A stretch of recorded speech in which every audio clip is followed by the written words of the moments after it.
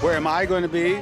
I hope I'm up there looking down on the whole thing. Welcome to Watch Mojo, and today we're looking over every month in 2023, paying tribute to the stars who sadly passed away. He brought immeasurable joy to Harry Potter fans from all over the world with his humor, kindness, and grace.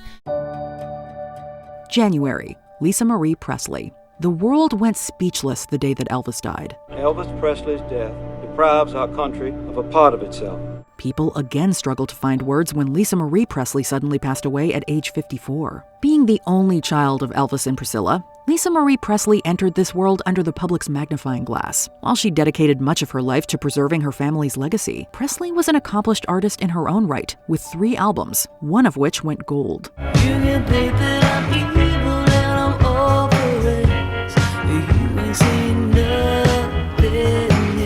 She was also committed to charitable causes, starting the Presley Charitable Foundation in 2007 and working with organizations like the Grammy Foundation. A mother of 4, Presley left behind 3 living children, including actress Riley Keough. Her song might have been cut tragically short, but the music lives on in Graceland and beyond. What are your fondest memories of being at Graceland with your dad? What do you remember? It reminds me of even the weather I love, and those, the crickets and the lightning bugs, and it's just all in the certain smell.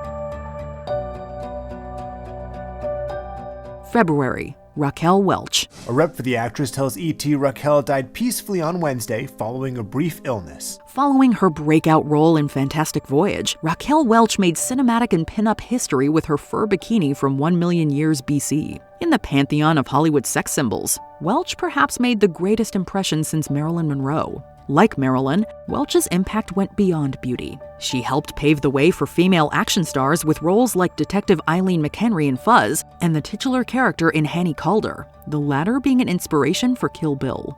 Anytime you're ready.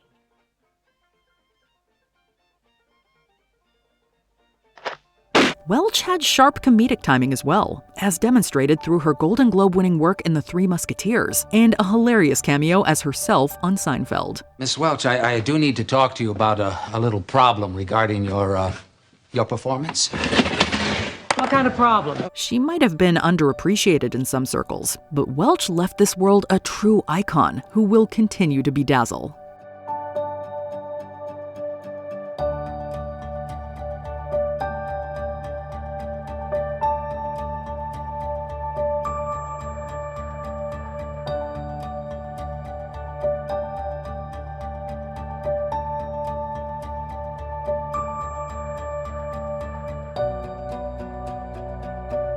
March, Lance Reddick.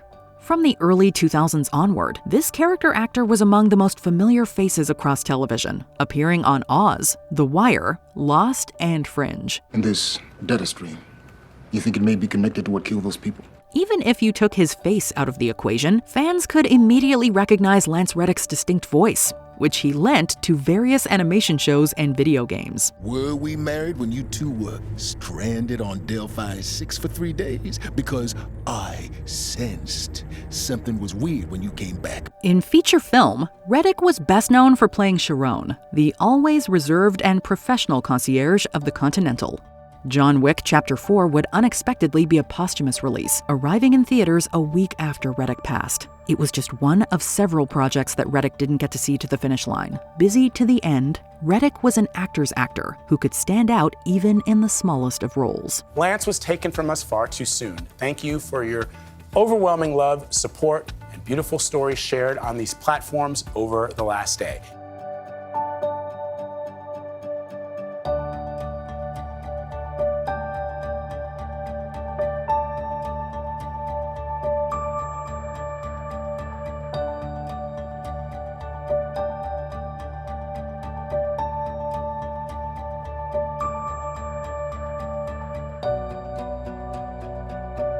April, Jerry Springer. This is a ride, and we're all incredibly lucky. From a man who married a horse to a cryogenically frozen megalomaniac from the 60s, Jerry Springer interviewed his fair share of colorful characters. Behind the microphone, Springer was just as fascinating as his subjects. Okay, who's for Taco Bell? Who's for Hardee's? I'm sorry, it's Taco Bell. You're fired. The son of Jewish-German refugees, Springer and his family fled from Europe to America during the midst of World War II. After working on Robert F. Kennedy's political campaign, Springer shifted his focus to law before running for office himself. While a scandal involving a sex worker didn't end his political career, it did preview his more prominent venture into television, becoming a trailblazer of quote-unquote trash TV. Whatever your thoughts of the subgenre he helped spawn, Springer was a showman who could excite a crowd like few others. You don't even like us. Jerry.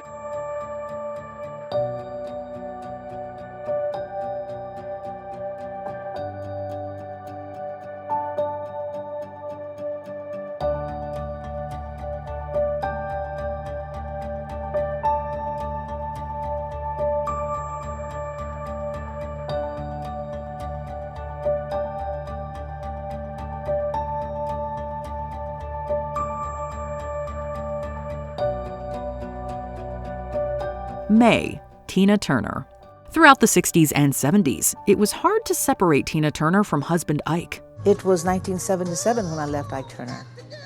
My life has progressively climbed and became better and better and better. Their troubled marriage was over by the dawn of the 80s, but Tina was just getting started. The multi-platinum album Private Dancer marked a high point for Tina's solo renaissance, knocking out Grammy-winning hits like Better Be Good to Me and What's Love Got to Do with It.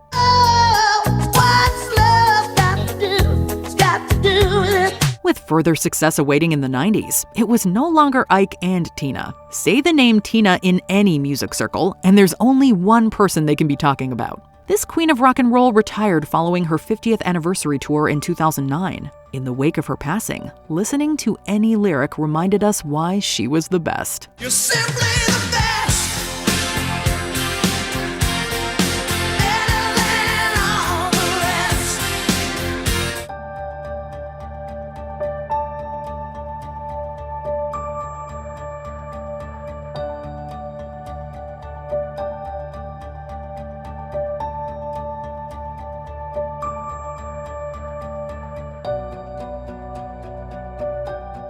June, Alan Arkin. Alan Arkin's career endured for so many decades that he's recognizable to different generations for a variety of roles. It's because you're beautiful, inside and out.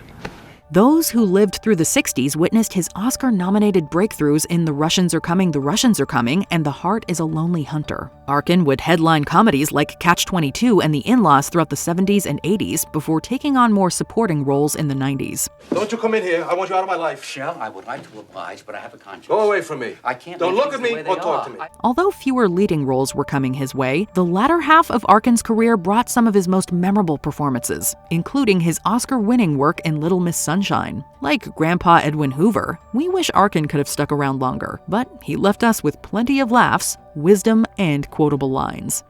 You tried to do something on your own, which is more than most people ever do. And I include myself in that category.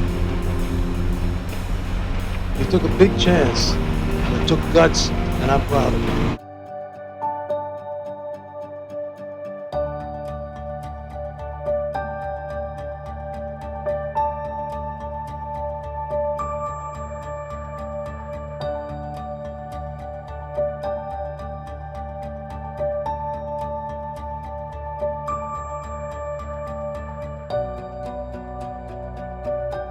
July, Paul Reubens. The only reason for being in show business is to impress the people that you went to school with. A lot of comedians have created iconic characters. In Pee Wee Herman, though, Paul Reubens gave us such a larger-than-life force that the man behind the bow tie could be overshadowed. Reubens was underrated as a character actor, proving unrecognizable in various comedic and dramatic roles. There's no denying that Reubens shined the most as Pee Wee, however. With a mix of physical and surreal humor that ranged from bizarrely childish to blatantly adult, Pee Wee was as unique as the mind that birthed him. We should say minds, as Rubens received help from Phil Hartman, another comedic legend taken too soon. A sailor travels to many lands, any place he pleases. While Rubens' career had its ups and downs, his final act marked another creative high, with his brand of comedy proving as timeless as one's inner child. Let's go.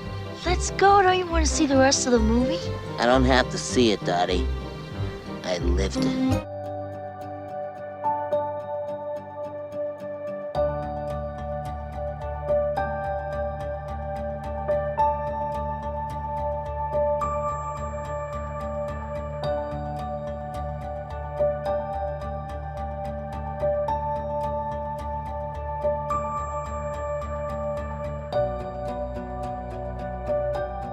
August, Bob Barker. I have been blessed in that I have had 50 years doing something that I have thoroughly enjoyed and I've been paid for it. How good can you have it? Bob Barker is one of those personalities that we thought would be around forever. Part of that is because most of us can't remember a time when he wasn't a TV staple.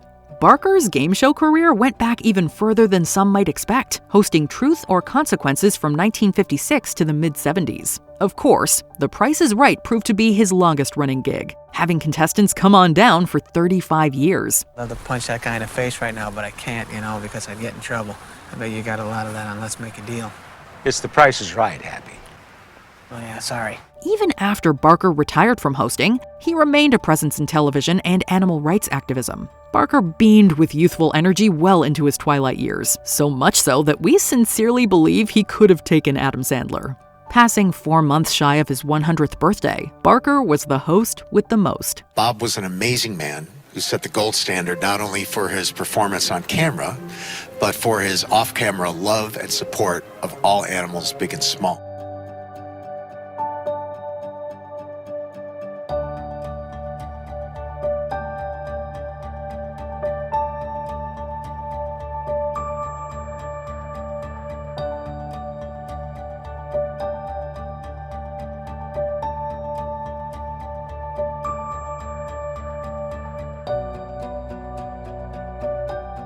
September, Michael Gambon.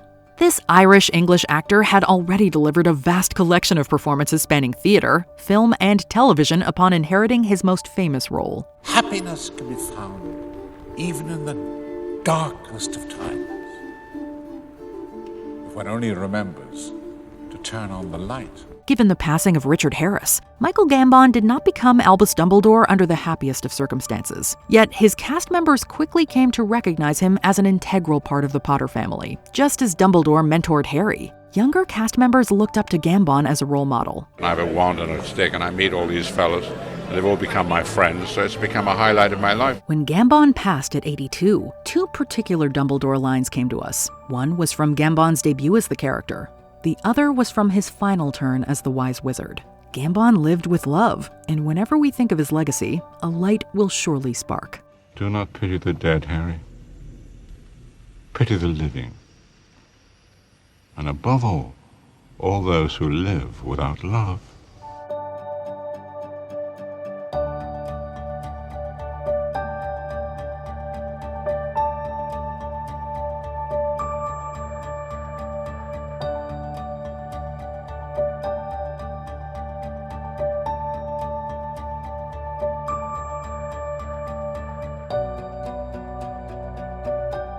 October, Matthew Perry. Friends can be like TV shows. Some come and go, but occasionally, an unbreakable bond is formed that transcends time and space.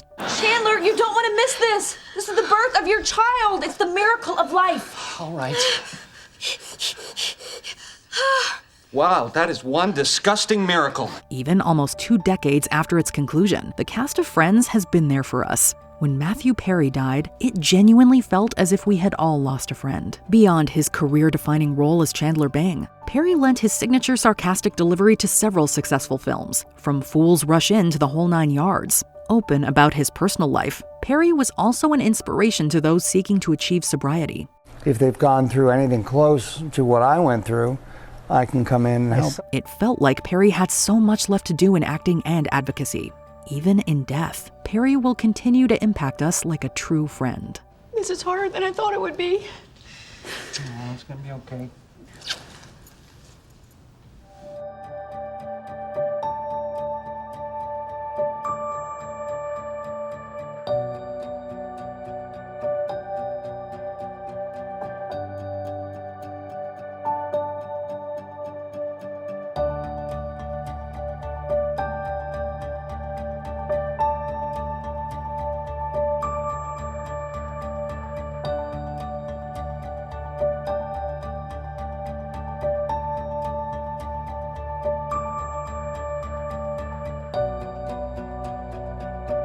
November, Joss Ackland. With a gravelly yet inviting voice, Joss Ackland was tailor-made to play Hans in the Mighty Ducks franchise. You're not a little boy anymore, Charlie. Please stop acting this way. That was only the tip of his extensive resume and range. He was just as skilled at playing villains in Lethal Weapon 2 and Bill and Ted's Bogus Journey. The system will never have existed. You won't get away with it. Time will tell. Time has told. I will go back and change that. With the aid of my secret weapons. Although often a supporting player on screen, Ackland took the lead as C.S. Lewis in the 1985 TV movie Shadowlands. Ackland did some of his finest work on stage, which he took a 12-year sabbatical from following the death of his wife. Even then, Ackland lived up to his reputation for staying occupied. Learn to stop trying to preserve yourself.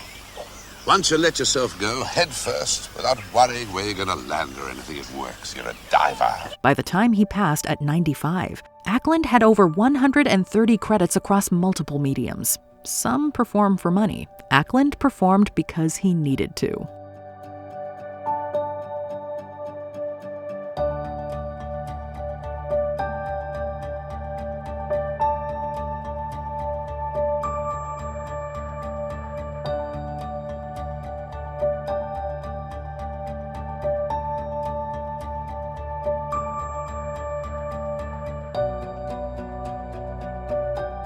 Before we continue, be sure to subscribe to our channel and ring the bell to get notified about our latest videos. You have the option to be notified for occasional videos or all of them. If you're on your phone, make sure you go into your settings and switch on notifications. December, Norman Lear. The iconic television producer who introduced political and social commentary into the American sitcom died yesterday at his home in Los Angeles at the age of 101. It's hard to think of a figure who had a hand in creating more classic sitcoms than Norman Lear. All in the Family, The Jeffersons, Sanford and Son, Maude. These are just some of the shows that Lear shepherded to the small screen. I may have a black eye, Walter, but I'm hardly the Hunchback of Notre Dame. Quantity is one thing, but it's the quality of Lear's work that has endured throughout the years. We're not just talking about the comedy, although Lear knew how to bring the laughs. Just as integral to his legacy, Lear knew how to bring the drama, tackling topics that were taboo decades ago and remain relevant today. Living to the ripe age of 101, Lear watched the industry and the world change, reflecting that evolution through brilliant writing and timeless characters. What are you most proud of? Often I hear my dad, how he laughed, and he was ahead of touch of Archie, and that we laughed together. Because I believe to my toes that as human beings we have versions of one another.